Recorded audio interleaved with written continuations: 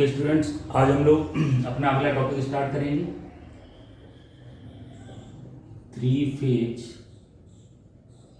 Induction motor.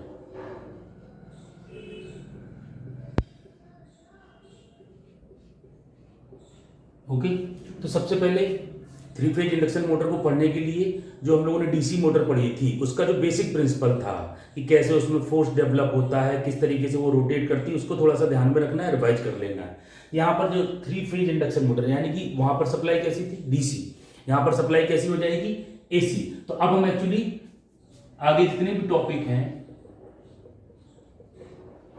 AC motor, ठीक है, हमें इसका कंस्ट्रक्शन और जो कनेक्टिंग डायग्राम है, कनेक्शन डायग्राम बहुत शॉर्ट में पढ़ना, हमारे सिलेबस में ये कम है, फिर भी हम लोग कोशिश करते हैं। तो सबसे पहले इसके कंस्ट्रक्शन को देखते हैं थोड़ा सा।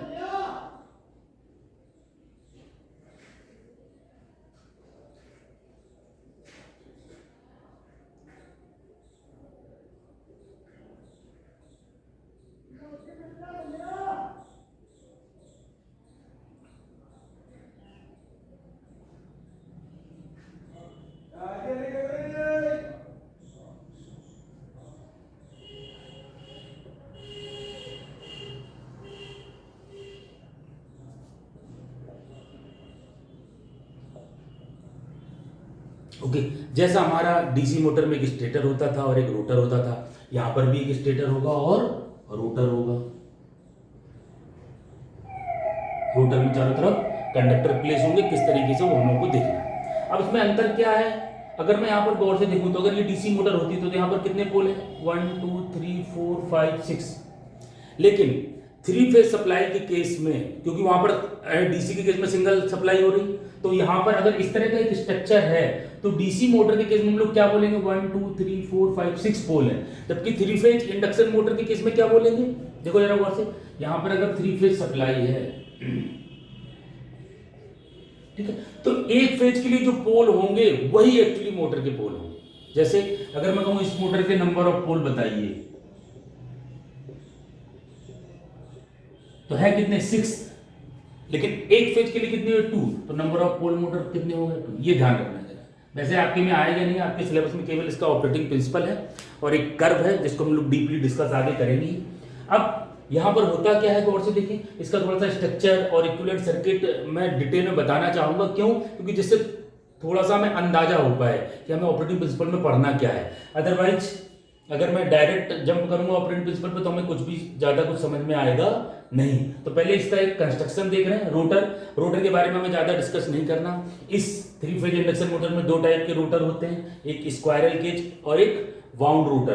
तो अगर मैं रोटर की बात करूं,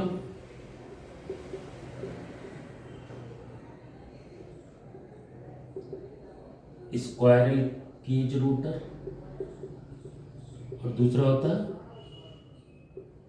वाउंड रोटर, ठीक है। और इसी पे इस मोटर के टाइप भी डिपेंड करते थे। कभी कभी पूछा जाता कि 3 फेज इंडक्शन मोटर के टाइप बताओ, तो type of 3 phase induction motor is depend upon कि भाई उसका रोटर किस तरीके का है। अगर स्क्वायर केज रोटर है तो 3 फेज इंडक्शन मोटर को क्या बोल देंगे, स्क्वायर केज रोटर या स्क्वायरल केज मोटर। और अगर वाउंड रोटर है तो वाउंड मोटर बोल सकते हैं। तो जो टाइप रोटर के होंगे उसी टाइप के अकॉर्डिंग 3 फेज इंडक्शन मोटर के भी टाइप हमारे डिपेंड करते हैं। इन दोनों का क्या कंस्ट्रक्शन है हम लोग बाद में देखेंगे, सिंपल कंस्ट्रक्शन है, बहुत ज्यादा डिटेल में रोटर में जाने की जरूरत नहीं है।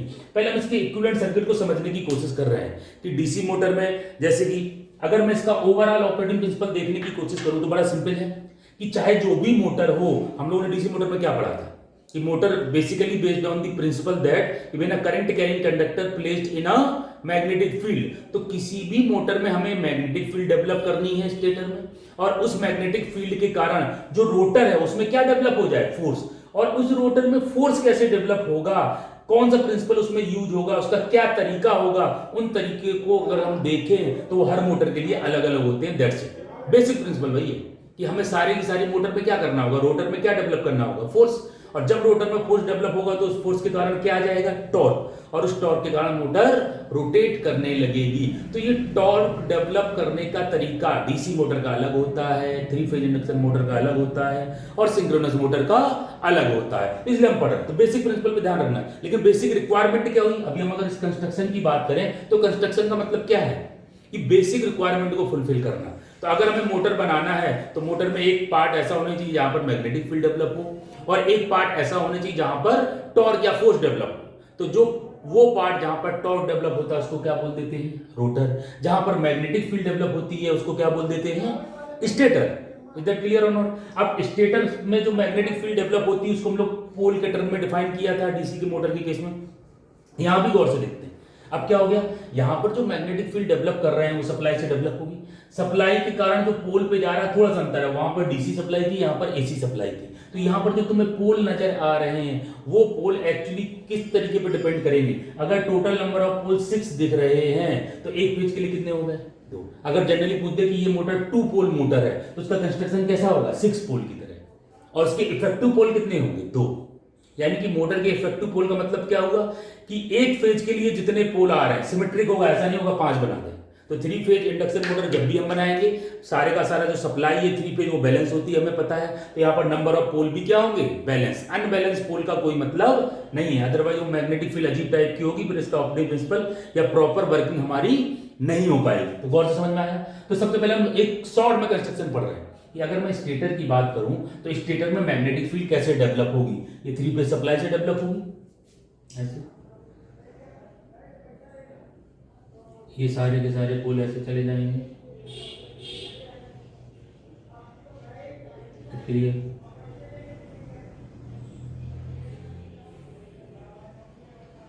यहां आया, फिर ये यहां जाएगा और फिर ये जाके सब स्टेट में। थोड़ा टिपिकल कंस्ट्रक्शन हो गया, लेकिन मेरा मतलब समझ में आया। जैसे जो हम मैग्नेट या पोल है, जो मैग्नेटिक फील्ड कैसे डेवलप करते हैं, इलेक्ट्रोमैग्नेट की हेल्प से। तो हमने क्या किया, एक फेज को लिया, इस एक पोल पे बाउंड कर दिया तो ये इलेक्ट्रोमैग्नेट बन गया। तो हर फेज के लिए कितने इलेक्ट्रोमैग्नेट बने, 2। तो वो जो इलेक्ट्रोमैग्नेट बनते हैं उन्हीं को हम लोग नंबर ऑफ पोल बोलते हैं। अगर हम डीसी केस में देखें तो कितने नंबर ऑफ पोल बने थे, 6। यहां पर कितने बन रहे हैं, 2 हर फेज के लिए। इधर क्लियर है? तो देखो ये बाउंड है। अब जब इन 3 फेज में करंट सप्लाई जाएगी तो उस करंट के कारण ये सारे के सारे पोल मैग्नेटिक फील्ड डेवलप करेंगे या मैग्नेटिक फ्लक्स को डेवलप करेंगे। कैसा करेंगे वो हम आगे के देखेंगे, ठीक है। जिस तरीके का कंस्ट्रक्शन स्टेटर का होता है वैसे ही रोटर का होता है। रोटर में डिटेल में जाने की जरूरत नहीं। अगर ये 3 फेज स्टेटर है तो रोटर भी कैसा होगा, 3 फेज। वहां पर भी जो वायरिंग प्लेस या कंडक्टर प्लेस किए जाएंगे वो कैसे होंगे, 3 फेज। तो हमने क्या किया, एक फेज को लाए, 2 में लगा दिया। अगर 6 है तो 2 एक फेज में कनेक्ट कर दिए। अब ये पूरा का पूरा कंस्ट्रक्शन कैसा नजर आएगा जरा देखें, शॉर्ट में ही बता रहा हूं।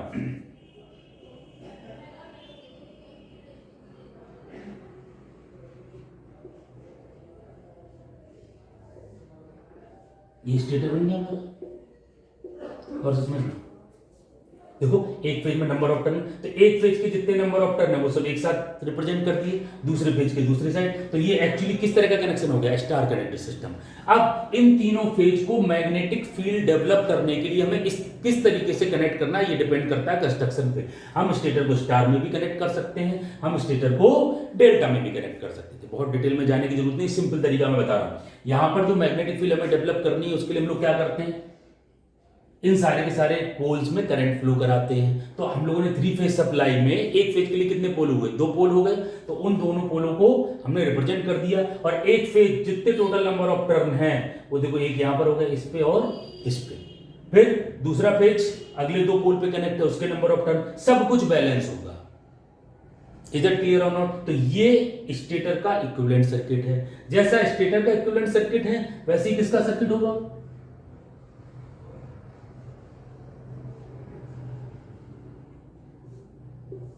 ये हमारा रोटर हो गया।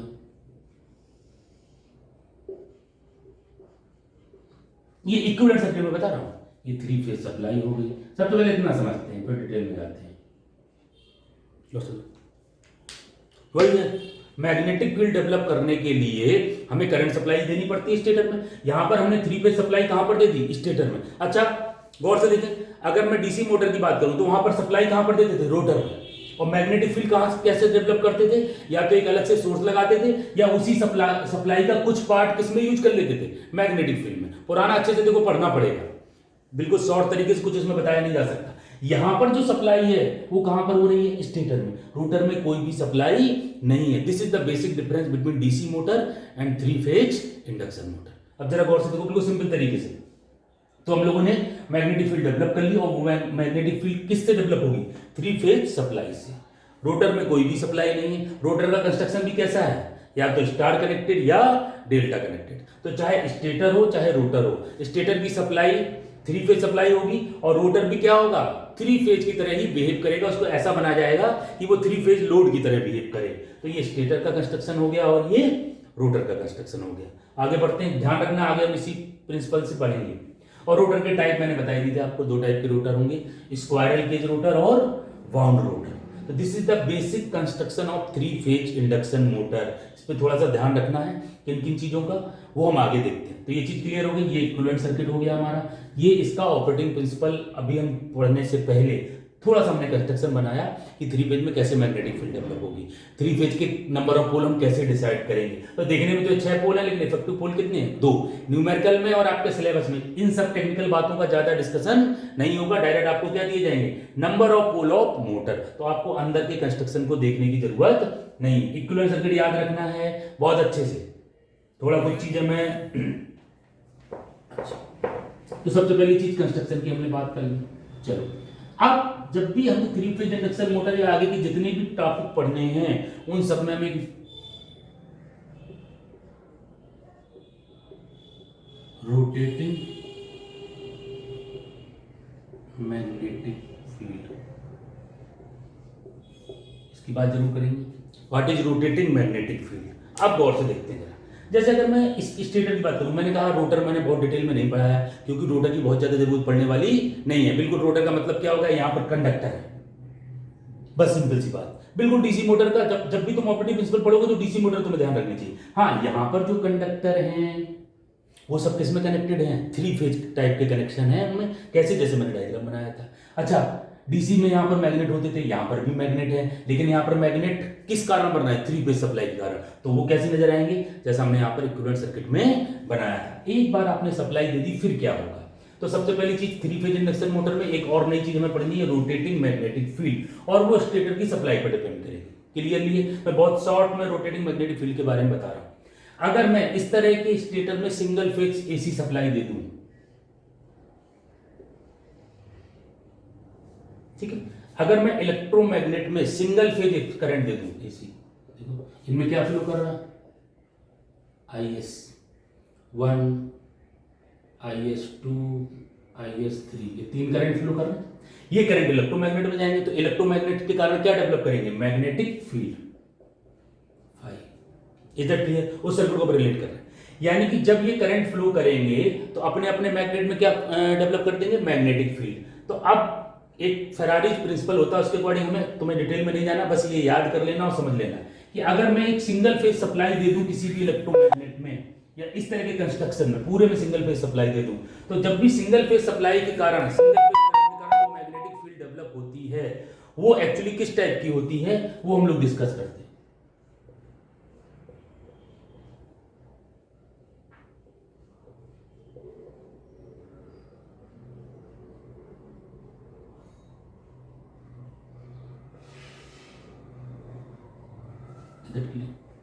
यानी कि मैं अल्टरनेटिंग करंट के कारण जो मैग्नेटिक फील्ड डेवलप होगी, उसको कितने मैग्नेटिक फील्ड में रिजॉल्व कर सकता हूं, 2 मैग्नेटिक फील्ड में, एक क्लॉकवाइज और एक एंटी क्लॉकवाइज।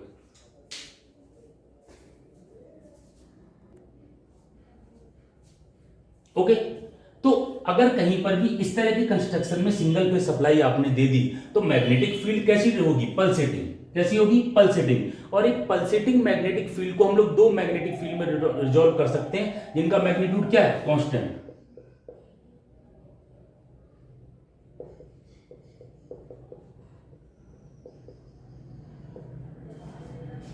यानी कि अगर मैं गौर से देखूं, बस तुम्हें इतना समझना है कि what is the meaning of rotating magnetic field. अगर मैं यहां पर देखूं, अगर एसी केस में यहां पर फाई डेवलप हुआ, और अगर करंट तुम्हारा अल्टरनेटिंग है, तो फाई भी कैसा होगा, अल्टरनेटिंग। देखो जरा, ये फाई कैसा होगा, अल्टरनेटिंग, इसका मैग्नीट्यूड 0 पर मैक्सिमम, फिर नेगेटिव पर मैक्सिमम, यानी कि अगर मैं गौर से देखूं तो एक बार फ्लक्स नीचे जा रहा है, फिर घटेगा, बढ़ेगा, फिर ऊपर की तरफ जाएगा। इन सबको डिस्कस ना करके मैंने क्या कर दिया कि अगर इस तरह की फील्ड है तो इस तरह की फील्ड को हम अल्टरनेटिंग की जगह क्या मान लेंगे, एक कांस्टेंट मैग्नेटिक फील्ड फाई सी। इसका वेरिएबल है ये फाई सी वेरिएबल नहीं है, ये कांस्टेंट है, फिक्स है, डीसी। इधर के लिए समझना, अंतर मत करना। तो अगर मैं एक single phase alternating magnetic field की बात करूं तो single phase alternating magnetic field को मैं दो कंपोनेंट में रिजॉल्व कर सकता हूं जो बिल्कुल डीसी मैग्नेटिक फील्ड की तरह होंगे। These two component are as like DC magnetic field. तो यानी कि क्या हुआ, अगर कहीं पर भी अल्टरनेटिंग मैग्नेटिक फील्ड है तो उसको हम रिप्लेस करके दो मैग्नेटिक फील्ड बना सकते हैं। दोनों का मैग्नीट्यूड सेम है, बट दोनों अपोजिट डायरेक्शन में इक्वल वेलोसिटी से, एंगुलर वेलोसिटी से रोटेट कर रही है। That's it. इतना समझना है तुम्हें रोटेटिंग मैग्नेटिक फील्ड के बारे में। इधर क्लियर। तो अगर मैं गौर से देखूं तो अगर अल्टरनेटिंग मैग्नेटिक फील्ड कहीं पर भी डेवलप हो रही है तो इसका मतलब क्या है कि दो मैग्नेटिक फील्ड हैं और दोनों अपोजिट डायरेक्शन में रोटेट कर रही हैं। तो यहां पर भी रोटेटिंग मैग्नेटिक फील्ड जनरेट हो रही है, लेकिन कितनी, दो, एक क्लॉकवाइज और एक एंटी क्लॉकवाइज। तो नेट इफेक्ट क्या हो जाता है, जीरो। तो इसलिए हम कहते हैं कि सिंगल फेज में रोटेटिंग मैग्नेटिक फील्ड जनरेट नहीं होती। क्या प्रिंसिपल समझ में आया? यहां पर जो मैग्नेटिक फील्ड तुम्हारी डेवलप होगी उसका मैग्नीट्यूड कैसा होगा, अल्टरनेटिंग। अल्टरनेटिंग मतलब कभी पॉजिटिव और कभी नेगेटिव। तो इस अल्टरनेटिंग मैग्नीट्यूड को अकॉर्डिंग टू फेरारीज प्रिंसिपल हम दो मैग्नेटिक फील्ड में रिजॉल्व करके पढ़ सकते हैं। ये एजम्पशंस है। होता क्या है, बहुत ही टेक्निकल पार्ट है, उसमें डीप में हमें डिस्कस नहीं करना, ये भी हमारे सिलेबस में है नहीं, लेकिन इतनी जानकारी के बिना हम आगे के टॉपिक को पढ़ नहीं सकते, उतनी में जानकारी दे रहा हूं। इससे क्लियर? तो अगर मैं सिंगल फेज सप्लाई दूं तो क्या रोटेटिंग मैग्नेटिक फील्ड जनरेट होगी? तुम लोग बोलोगे नहीं जनरेट होगी, लेकिन उसका मतलब क्या है, एक्चुअली जनरेट होंगी, कितनी जनरेट होंगी, दो, और दोनों किस डायरेक्शन में, अपोजिट डायरेक्शन में घूम रही हैं। इन दोनों का मैग्नीट्यूड अब चेंज नहीं हो रहा है, कांस्टेंट है। यानी कि दो डीसी मैग्नेटिक फील्ड जनरेट हो जाएंगी अगर अल्टरनेटिंग मैग्नेटिक फील्ड जनरेट करेंगे और दोनों अपोजिट डायरेक्शन में सेम एंगुलर वेलोसिटी से रोटेट कर रही है। तो ये तो हो गया सिंगल फेज सप्लाई का पहला केस। सेकेंड, अगर मैं दो फेज ले लूं, ऐसे डबल फेज सप्लाई दे दूं, इधर क्लियर? तो यहां पर हमारी रोटेटिंग मैग्नेटिक फील्ड जनरेट हो जाएगी।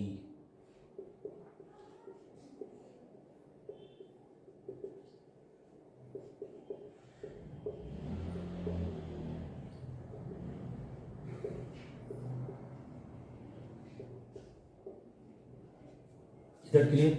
और या फिर थ्री फेज सप्लाई दे दूं। शॉर्ट में करा रहा हूं, जो कब सिलेबस नहीं, पर काफी टिपिकल टॉपिक होता है।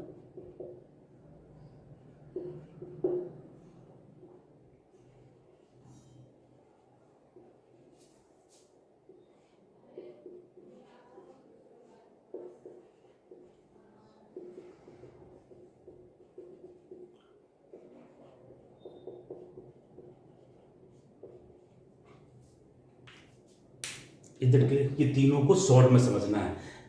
जनरेट होने के कई तरीके, कई टेक्निकल तरीका है, वो हमें, अगर मैं रोटेटिंग मैग्नेटिक फील्ड को एक्चुअल तुम्हें बताना चाहूँगा तो तीनों फेज को फिर यहाँ बना के और तब एक्सप्लेन किया जाएगा कि ऐसा होता क्या है। यहाँ पर बन जाता है north pole, south pole, north pole, south pole, north pole और साउथ पोल, इस तरह कनेक्शन होते हैं।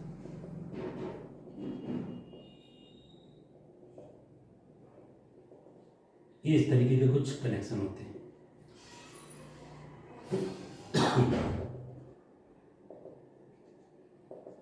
ऐसे क्यों, अब देखो, इसलिए मैं डिटेल में नहीं बता रहा, तो थोड़ा सा अंदाजा देता हूं।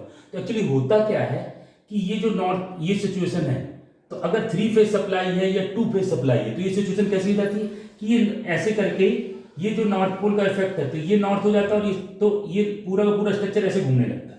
यानी कि ये जो मैग्नेटिक फील्ड स्पेस में डेवलप होती है, घूमने लगती है। क्यों घूमने लगती है, उसकी मैथमेटिकल एनालिसिस है, लेकिन जो मैंने फर्स्ट ईयर के हिसाब से तुमको बताया, फर्स्ट ईयर में तुम्हें केवल इतनी जरूरत है क्या, कि अगर मैं यहां पर, और समझना, ये स्टेटर, अगर मैं स्टेटर में सिंगल फेज सप्लाई दे दूं तो रोटेटिंग मैग्नेटिक फील्ड ना जनरेट होगी, कितनी रोटेटिंग, दो रोटेटिंग मैग्नेटिक फील्ड जनरेट होंगे, उनको पल्सेटिंग भी बोलते हैं। क्या बोलते हैं, पल्सेटिंग। तो यहां पर मैग्नेटिक फील्ड पल्सेटिंग है। गौर से समझना क्या अंतर है तीनों में।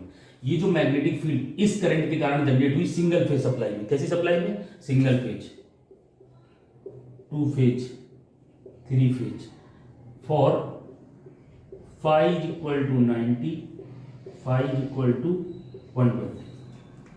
इधर क्लियर। तो अगर सिंगल फेज सप्लाई है तो पल्सेटिंग मैग्नेटिक फील्ड जनरेट होगी, या उस पल्सेटिंग मैग्नेटिक फील्ड को तुम क्या कह सकते हो, दो रोटेटिंग मैग्नेटिक फील्ड जनरेट होंगी, दोनों का मैग्नीट्यूड क्या होगा, कांस्टेंट। यहां पर आ जाओ, अगर दो फेज हैं और उनके बीच में कितना फेज डिफरेंस है, 90 डिग्री की कंडीशन मस्ट कंडीशन है, इसके बिना पॉसिबल नहीं। तो अगर दो फेज की सप्लाई तुमने ली है और दोनों फेज के बीच में 90 डिग्री का फेज डिफरेंस है, तो फिर pure constant magnetic field generate होगी। यहां पर कैसी मैग्नेटिक फील्ड, पल्सेटिंग, यहां पर कांस्टेंट, यहां पर भी कैसी मैग्नेटिक फील्ड, कांस्टेंट। लेकिन इन दोनों केस में जो कांस्टेंट मैग्नेटिक फील्ड जनरेट हुई है वो स्टेशनरी नहीं है, क्या कर रही है, rotate with constant speed, ns is equal to 120f upon p, इसको बोलते हैं सिंक्रोनस स्पीड। कौन सी स्पीड, सिंक्रोनस स्पीड। तो अब क्या होगा, तो अगर मैं स्टेटर में सिंगल फेज, यही समझना, ये ऑपरेटिंग प्रिंसिपल में भी तुम्हें लिखना है, अगर मैं स्टेटर में सिंगल फेज सप्लाई दे दूं तो कैसी मैग्नेटिक फील्ड जनरेट होगी, पल्सेटिंग, या क्या कह सकते हैं, दो कांस्टेंट मैग्नेटिक फील्ड जनरेट होंगी और दोनों की दोनों अपोजिट डायरेक्शन में मूव कर रही होंगी, दोनों का मैग्नीट्यूड भी सेम होगा, दोनों की वेलोसिटी भी सेम होगी। तो इसको रोटेटिंग बोलने का कोई मतलब नहीं है, ये तो मैं तुम्हें समझाने के लिए बोल रहा हूं, तो इसको बोलेंगे पल्सेटिंग। अच्छा, अगर डबल फेज सप्लाई दे दूं और दोनों के बीच में 90 डिग्री का फेज डिफरेंस कर दूं, तो उस केस में यहां पर एक कांस्टेंट मैग्नीट्यूड की मैग्नेटिक फील्ड डेवलप होगी, कांस्टेंट मैग्नीट्यूड की, बट वो जो कांस्टेंट मैग्नीट्यूड की मैग्नेटिक फील्ड है वो रोटेट कर रही होगी कांस्टेंट वेलोसिटी से, उसको बोलते हैं रोटेटिंग मैग्नेटिक फील्ड। तो इस केस में और इस केस में अगर मैं यहां चाहे तो 3 फेज सप्लाई दूं, चाहे डबल फेज सप्लाई दूं, और 3 फेज अगर सप्लाई दे रहे हैं तो 3 फेज बैलेंस सप्लाई होनी चाहिए, यानी कि एक दूसरे के बीच में कितना, 120 टाइम में 120 डिग्री अगर डिस्प्लेड है ये तीनों कॉइल, तो डेफिनेटली यानी कि तीनों में करंट के बीच में कितना एंगल है, 120 डिग्री। तो जो तीनों की मैग्नेटिक फील्ड डेवलप होगी, ये तीनों की मैग्नेटिक फील्ड मिलके रोटेटिंग बन जाएगी। देखो, इसकी पल्सेटिंग, इसकी पल्सेटिंग और इसकी पल्सेटिंग, लेकिन स्पेस में इन तीनों की, इसी स्ट्रक्चर के लिए है ये सब, मैथ के लिए नहीं है। तो अगर मैं कहूं कि तीनों की मैग्नेटिक फील्ड जब जनरेट होगी और जब मिलेगी तो मिलके क्या बन जाएगी, रोटेटिंग। यहां अगर दो फेज की मिलेगी तो मिलके क्या बन जाएगी, रोटेटिंग, लेकिन यहां पर क्या बनेगी, पल्सेटिंग। तो सिंपल तुम्हें याद रखना है कि अगर सप्लाई सिंगल फेज है तो पल्सेटिंग, 3 फेज है तो हम लोग रोटेटिंग मैग्नेटिक फील्ड को जनरेट करेंगे, या फिर डबल फेज में रोटेटिंग मैग्नेटिक फील्ड जनरेट होगी। इतना याद कर लेना था। कैसे जनरेट होती है वो एक टेक्निकल पार्ट है, थोड़ा टिपिकल पार्ट है, इसको हम लोगों ने यहाँ पर डिस्कस नहीं किया। This is all about rotating magnetic field and construction of 3 phase induction motor. ये टफ होती है, लेकिन इतना अगर आपने अच्छे से समझा है तो आगे का प्रिंसिपल मैं बहुत आराम से डिस्कस कर पाऊंगा। Is that clear? Stator rotor, उसका मैंने कंस्ट्रक्शन तुम्हें बता ही दिया था। ओके, तो इसका ऑपरेटिंग प्रिंसिपल जो हमारे एग्जाम में आता है उसको हम लोग स्टार्ट करते हैं। बहुत अच्छे से समझना, और बहुत ही सिंपल इसका ऑपरेटिंग प्रिंसिपल है। डीसी मोटर्स भी सिंपल, कंस्ट्रक्शन बहुत टफ है, उसकी अंडरस्टैंडिंग बहुत, समझना बहुत टफ है, लेकिन जो काम की चीज़ है जो हमें एग्जाम में आने वाली है वो बहुत सरल है। बड़े गौर से देखना है, मैं इसको एक बार और मिटा के थोड़ा सा बड़ा बनाता हूँ, उसको समझना पहले कि क्या क्या हम लोग डिस्कस करेंगे। ठीक है, कोई भी मोटर अगर है तो उसमें एक रोटर होगा, इसमें हमें डेरिवेशन भी नहीं करना। तो मैंने अज्यूम कर लिया कि ये रोटर का कंडक्टर है,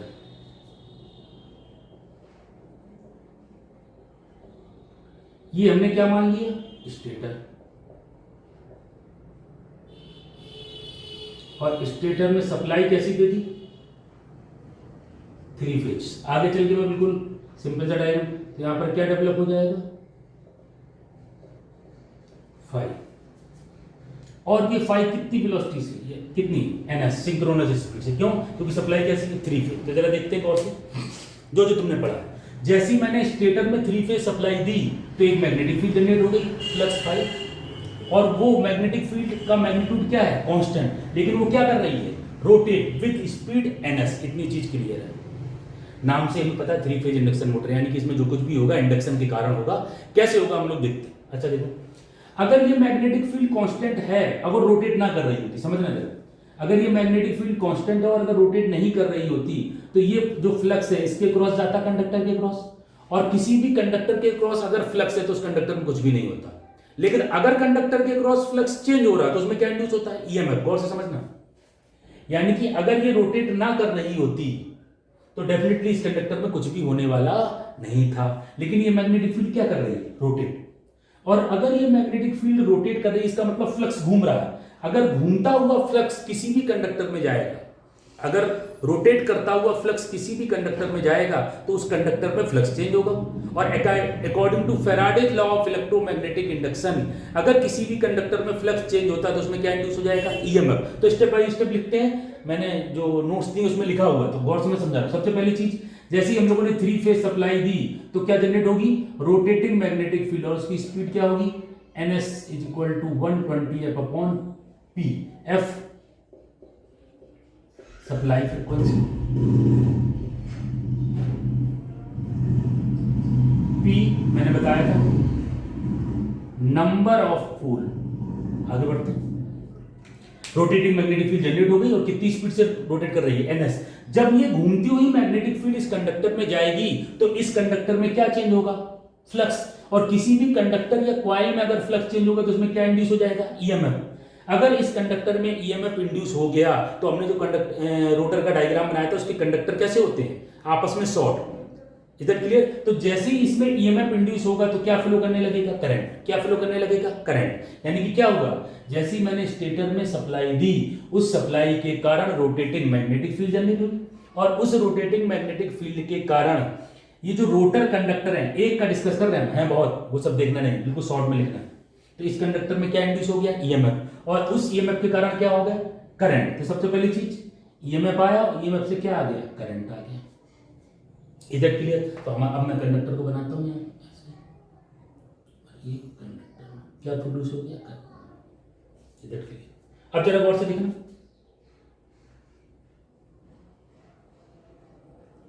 स्टेटर, यही डायग्राम तुम्हें बनानी है, रोटर। ये फर्स्ट स्टेप में लिख दे रहा हूं, उसके बाद second step, step by step देखते हैं, पूरी ऑपरेटिव रिजल्ट बड़े आराम से हो जाएगा। देखिए यहां समझ में आया, ये रोटर था,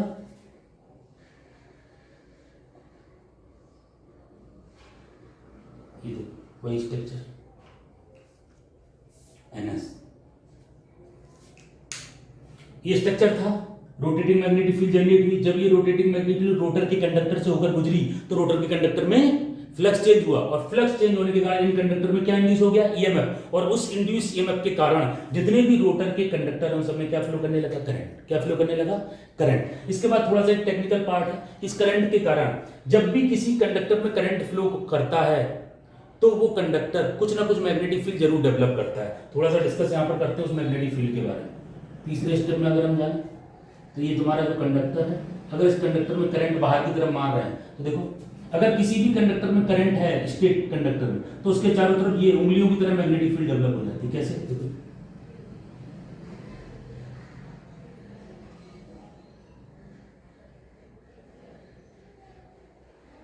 फाई कंडक्टर, ये मेन मैग्नेटिक फील्ड नहीं है, ये फाई कंडक्टर है। गौर से देखो क्या क्या हुआ, सबसे पहले रोटेटिंग मैग्नेटिक फील्ड आई, उस रोटेटिंग मैग्नेटिक फील्ड ने कंडक्टर में ईएमएफ इंड्यूस किया, और उस ईएमएफ के कारण कंडक्टर में क्या आया, करंट, और उस करंट के कारण कंडक्टर ने अपनी खुद की मैग्नेटिक फील्ड डेवलप कर ली, step by step.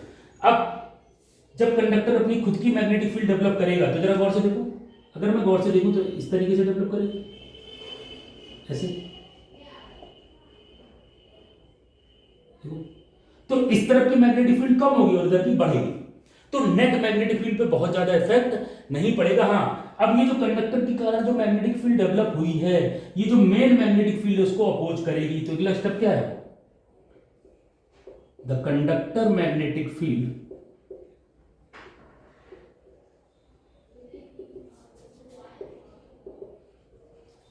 Oppose the main field.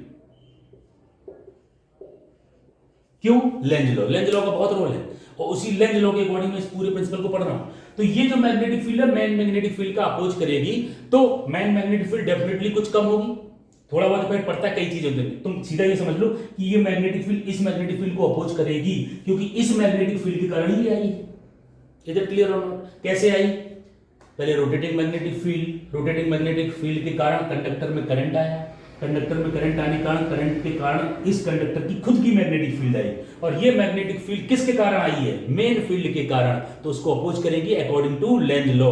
तो ये वाली फील्ड इसको अपोज करना स्टार्ट करती है। इस पर्टिकुलर केस में, in case of 3 phase induction motor, ये जो मैग्नेटिक फील्ड है ये इसको बहुत ज्यादा अपोज नहीं कर पाती। क्यों, आगे चल के देखेंगे, थोड़ी बहुत हमें जरूरत पड़ेगी, ठीक है। अच्छा, इसका मैग्नीट्यूड भी किस पे डिपेंड करेगा, करंट पे। किस पे डिपेंड करेगा, करंट पे। अगर करंट बहुत ज्यादा होगा तो ये मैग्नेटिक फील्ड भी बहुत ज्यादा होगी। तो अगर करंट ज्यादा है तो ये जो मैग्नेटिक फील्ड बहुत ज्यादा होगी तो इसको अपोज भी बहुत ज्यादा करेगी। लेकिन नॉर्मल कंडीशन में ये मैग्नेटिक फील्ड इसको बहुत ज्यादा अपोज नहीं करती। क्यों नहीं करती, आगे देखेंगे। यानी कि इसको अपोज करने का इफेक्ट इस समय हम कंसीडर नहीं करते, और नहीं करते तो क्या होता है जरा देखो।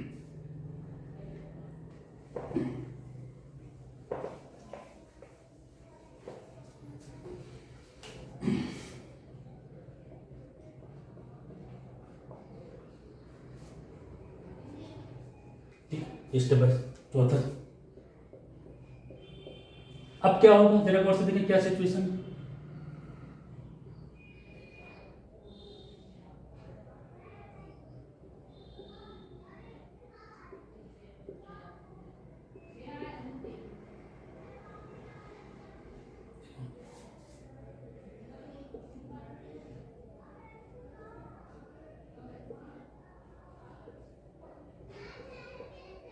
अब देखते हैं इस कंडक्टर की सिचुएशन, क्योंकि हमें पता है क्या है। अब इस मैग्नेटिक फील्ड ने इसको अपोज किया तो अब नेट मैग्नेटिक फील्ड कितनी होगी, 5 प्राइम। और 5 प्राइम को हम क्या लिख देंगे, 5 माइनस IC। इसको बहुत ज्यादा कंसीडर करने की जरूरत नहीं है। क्यों, क्योंकि हम आगे चल के देखेंगे कि 5C बहुत कम होगा। क्यों कम होगा अभी आगे पता लग जाएगा जब हम पढ़ना धीरे धीरे स्टार्ट करेंगे। एक साथ इसको पढ़ेंगे तो टिपिकल हो जाएगी। इतनी चीज क्लियर है। अब इसने इसको अपोज किया लेकिन बहुत कम अपोज कर दिया, तो यहां पर फ्लक्स कितना बच गया, 5। अब क्या सिचुएशन होगी जरा देखिए, क्या सिचुएशन होगी। अगर इस 5C ने इसको बहुत ज्यादा अपोज नहीं किया तो इस वाले स्ट्रक्चर पे कोई इफेक्ट नहीं पड़ा। वही मैंने बता दिया, थोड़ा सा मैंने तिरछा कर दिया, डिस्टर्ब कर दिया है इसके कारण। क्योंकि जब ये इसको अपोज करेगी तो ये मैग्नेटिक फील्ड कुछ डिस्टर्ब हो जाएगी, तो मैं उस डिस्टर्बेंस के बारे में कंसीडर नहीं करना। यानी कि ये मैग्नेटिक फील्ड आने के कारण इस वाले स्ट्रक्चर पर कोई इफेक्ट नहीं पड़ेगा। मान लो थोड़ी देर में, तो इस वाले स्ट्रक्चर में अगर गौर से देखें तो करंट कैरिंग कंडक्टर और मैग्नेटिक फील्ड है। अब दूसरा लोग क्या, मोटर रूल क्या है, when a current carrying conductor placed in a magnetic field a force is developed in the conductor.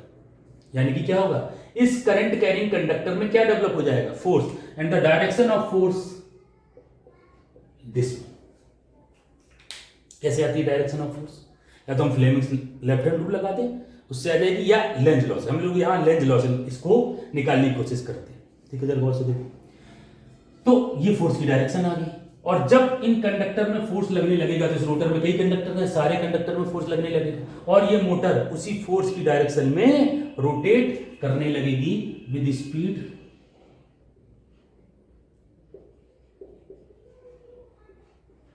N.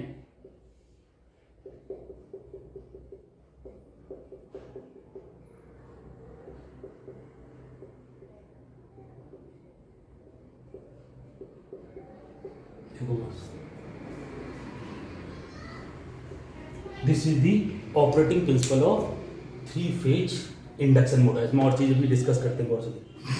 अब देखो जरा, अगर मैं गौर से देखूं तो ये फोर्स की डायरेक्शन किस तरफ होगी, जिस तरफ रोटेटिंग मैग्नेटिक फील्ड की डायरेक्शन।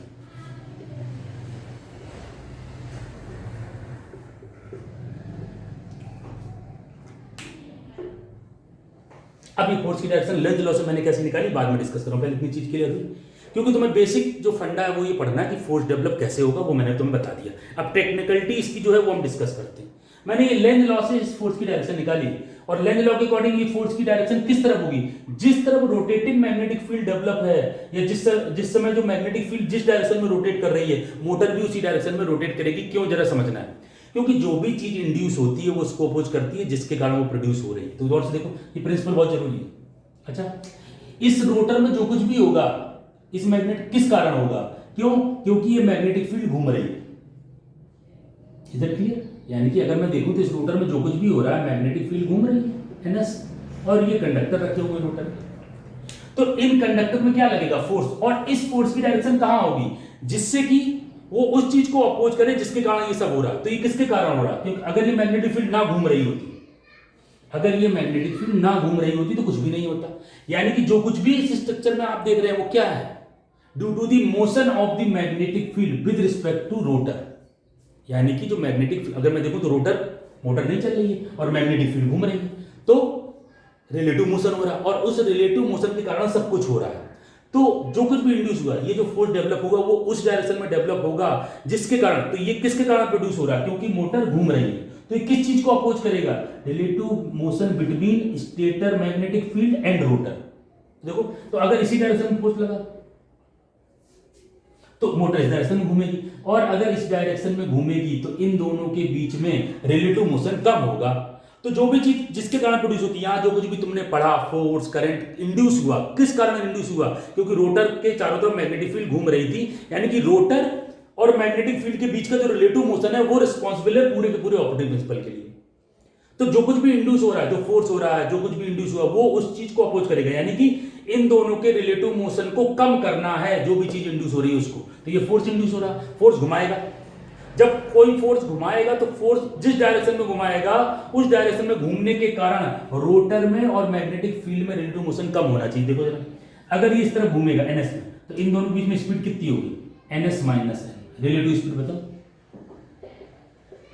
और अगर इस तरफ घुमा दो इसको तो एनएस प्लस एन। इसीलिए ये फोर्स उस डायरेक्शन में डेवलप होता है जिससे कि मोटर उस डायरेक्शन में घूमे जिस डायरेक्शन में घूमने से relative motion between magnetic field और रोटर कम हो, बढ़े ना। क्यों?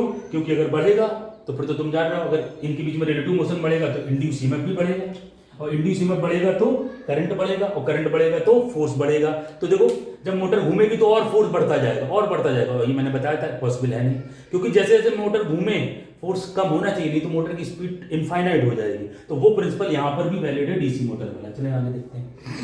अब देखो जरा, अब जैसे ये फोर्स लगा, फोर्स के कारण मोटर घूमी एन स्पीड, इस समय जो मैग्नेटिक फील्ड की स्पीड है वो कितनी है, एनएस, फोर्स लग रहा है। देखो जरा, जैसे ही घूमते घूमते घूमते घूमते इसकी रोटर की मैग्नेटिक फील्ड कितनी हो गई, एनएस, मान लो घूमते घूमते, और मैग्नेटिक फील्ड की भी स्पीड एनएस। अब मैग्नेटिक फील्ड की भी स्पीड एनएस है और रोटर की भी स्पीड कितनी है, एनएस। तो अगर मैं गौर से देखूं तो इन दोनों के बीच में रिलेटिव मोशन कितना है, 0। अगर दो लोग एक ही वेलोसिटी से चलने लगे हैं तो क्या लगेगा कि दोनों स्टेशनरी हैं। तो अब क्या होगा, विद रिस्पेक्ट टू रोटर ये मैग्नेटिक फील्ड घूमती हुई नजर नहीं आएगी। कैसी नजर आएगी, स्टेशनरी। और अगर स्टेशनरी नजर आएगी तो इसमें ईएमएफ इंड्यूस नहीं होगा, और ईएमएफ इंड्यूस नहीं होगा तो करंट भी नहीं होगा, और करंट नहीं होगा तो फोर्स नहीं होगा। तो क्या मतलब हुआ, जब रोटर नहीं चल रहा था तो मैग्नेटिक फील्ड रोटर के रिस्पेक्ट में कितनी स्पीड से घूम रही थी, एनएस से। जो कुछ भी हमने पढ़ा वो सब हुआ, उससे क्या डेवलप हुआ, फोर्स। उस फोर्स ने मोटर को एनएस की डायरेक्शन में घुमाया। जैसे जैसे मोटर स्पीड पकड़ेगी, ये एनएस रोटर के रिस्पेक्ट में मैग्नेटिक फील्ड की स्पीड क्या होगी, कम। और अगर इसकी स्पीड एनएस हो गई तो रोटर के रिस्पेक्ट में मैग्नेटिक फील्ड की स्पीड क्या होगी, 0। यानी कि दोनों के बीच में कोई रिलेटिव मोशन नहीं, तो कोई ईएमएफ नहीं, तो कोई करंट नहीं, तो कोई फोर्स नहीं, बिल्कुल डीसी मोटर की तरह। तो अगर मैं 3 फेज इंडक्शन मोटर की बात करूं तो मैक्सिमम स्पीड कितनी हो सकती है उसकी, एनएस। क्योंकि इस स्पीड पे आने के बाद फोर्स खत्म हो जाएगा, और फोर्स खत्म हो जाएगा तो फिर और ज्यादा स्पीड, क्योंकि ये फोर्स से ही स्पीड आ रही है, तो अब उससे ज्यादा स्पीड मोटर अटेंड नहीं कर सकती। तो शुरू में अगर मैं गौर से देखूं तो ई सबसे ज्यादा होगा, जैसे जैसे मोटर स्पीड पकड़ेगी ई घटेगा, आई घटेगा तो एफ बी घटेगा। This is the operating principle of 3 phase induction motor. इसमें एक क्वेश्चन आता है, भाई 3 phase induction motor can not run at synchronous speed. ये मोटर एनएस स्पीड से क्यों रन नहीं कर सकती, क्योंकि अगर एनएस स्पीड से रन कर जाएगी तो इन दोनों के बीच में रिलेटिव मोशन क्या हो जाएगा, 0। तो इस मोटर में बिल्कुल भी फोर्स नहीं होगा। और मैंने डीसी मोटर में बताया था कि जब फुल स्पीड पे मोटर चल रही है तो उसमें बिल्कुल भी फोर्स नहीं होता, इसलिए मोटर फुल स्पीड पे ना चल के फुल स्पीड से कुछ कम स्पीड से चलेगी।